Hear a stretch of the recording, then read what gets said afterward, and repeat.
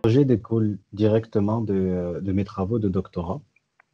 Donc, durant mes travaux de doctorat, j'ai travaillé sur ce qui s'appelle des épitopes. En fait, si vous prenez à peu près chaque cellule de notre corps, à l'intérieur, les cellules fabriquent des protéines à l'intérieur. Les protéines sont les machines qui travaillent à l'intérieur des cellules.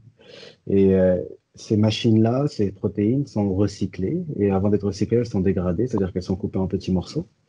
Et une partie de ces morceaux-là vont se retrouver à la surface.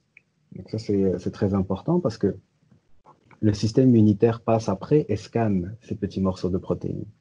Donc ça veut dire que si par exemple une cellule se fait infecter par un virus et, euh, et le virus entre dans la cellule, à ce moment-là, le virus commence à utiliser la machinerie de traduction d'ARN de la cellule. Donc, la cellule va commencer à produire les protéines du virus et ces protéines-là vont se retrouver dégradées elles aussi et une partie va se retrouver présente à la surface.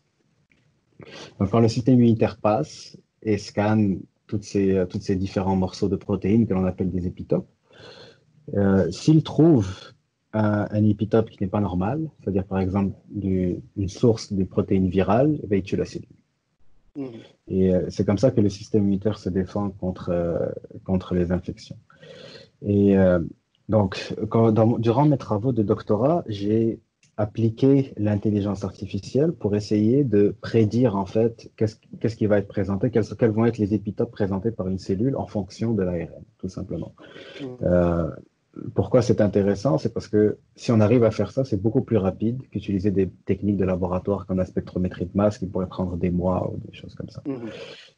Donc, c'est ça. Donc, ce travail sur SARS-CoV découle directement de mon travail de doctorat où j'ai développé cet algorithme d'intelligence artificielle qui permet de prédire qu'est-ce qui va être à la surface et je l'ai appliqué au génome de SARS-CoV, tout simplement.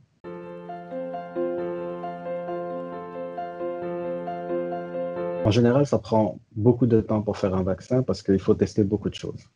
Il y a différentes façons de faire des vaccins. Donc, les types de vaccins dont je parle en ce moment, c'est les vaccins à base d'épitopes viraux. Mais il y a beaucoup d'autres façons de faire des vaccins. Mais en général, il faut, pour tout type de vaccin ou de nouveaux médicaments, il faut faire plusieurs tests avant de tomber sur les bonnes molécules. Et après ça, il faut faire les essais cliniques. Donc, ça prend en général beaucoup de temps. Donc, ce que nous, on essaye de faire, c'est d'accélérer la phase avant les essais cliniques, c'est-à-dire ce qu'ils appellent en anglais la drug discovery phase.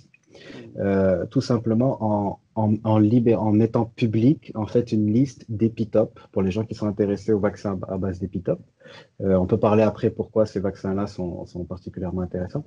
Mais pour les gens qui sont intéressés à base d'épitopes, nous publions, en fait, nous avons mis en ligne une liste d'épitopes les plus probables.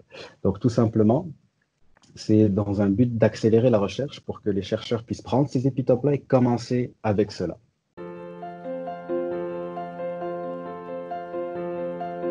Je pense que ce virus a pris de court la planète entière, en fait.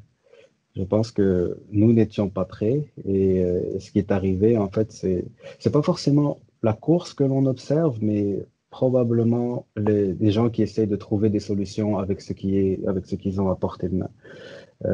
Il existe aujourd'hui, il y a quand même beaucoup de publications qui sortent de plus en plus sur SARS-CoV-2 et ces publications mettent effectivement en public leurs données.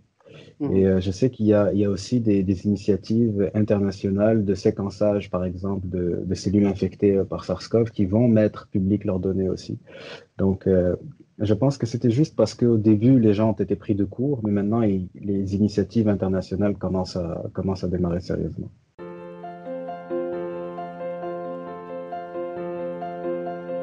À Montréal, je dirais qu'au niveau de la vie de tous les jours, bah, c'est le confinement. Mais la situation semble être bien gérée quand même. La Mhm. situation semble être bien gérée à Montréal. Au niveau des États-Unis, c'est dur à dire parce que il y a les différents États américains sont très différents. Ils sont très différents. Ils sont différents au niveau des législations, ils sont différents au niveau des populations, ils sont différents en termes de densité de population, ils sont différents en termes de prévalence de comorbidité, ils sont différents à peu près à tous les niveaux. Donc c'est très difficile de prédire qu'est-ce qui va arriver aux États-Unis, mais je dirais que d'après ce que j'entends, y ont passé le pic.